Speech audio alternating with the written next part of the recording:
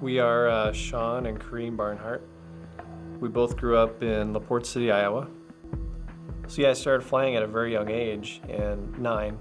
So as I progressed through my career, my whole focus was, well, undoubtedly, at first it was all me and the drive towards becoming, an airline pilot.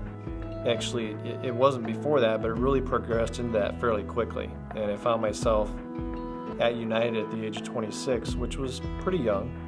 And things were going great. The late 90s, the airlines were just killing it, like everything else. The dot-com era, companies were huge, stock prices were inflated.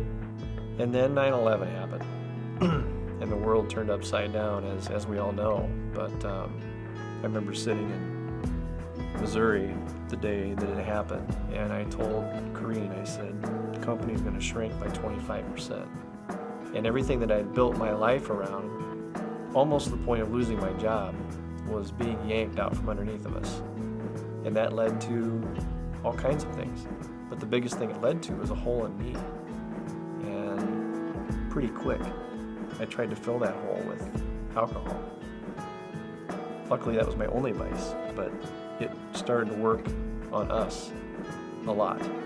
And man, that's no way to live life. Looking back, it was terrible, but as you go through it, you don't know any different. It's kind of one of those insidious things that creep up on you. It was August 2nd last year. We were at a business conference in Minneapolis, and on Sunday, they offered a non-denominational worship.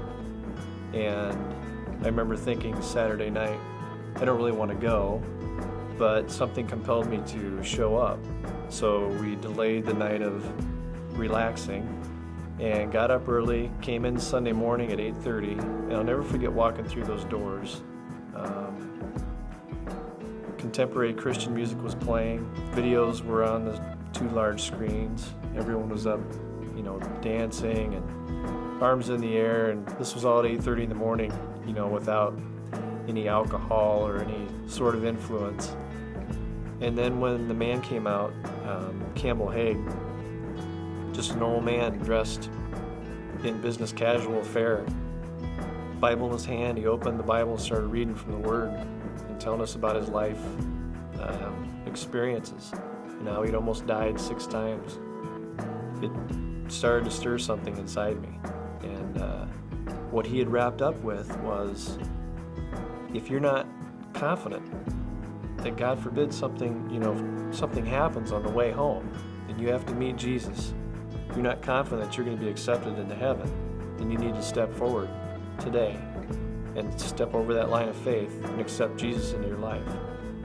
And I stood right up, and Corrine said, where are you going?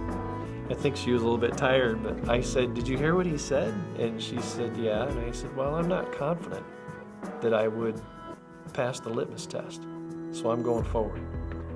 The change was instant. It was incredible. Like I said, the minute we went down there and the prayer was said and I could feel something stirring inside me, I knew it was different. There was something that was drastically different. That hole was gone. I'm no longer worried about me. I'm no longer worried about being a pilot. I'm fine. God's got my back. I'm good. As long as I keep my focus on Him, things can come in from the side. Things can try and knock me off my, center of balance. But I may wobble once in a while, but I'm not going to fall down because I know God's got my back. The biggest change I saw in me since we stepped over the faith line is, before I had, like Sean said, just this hole.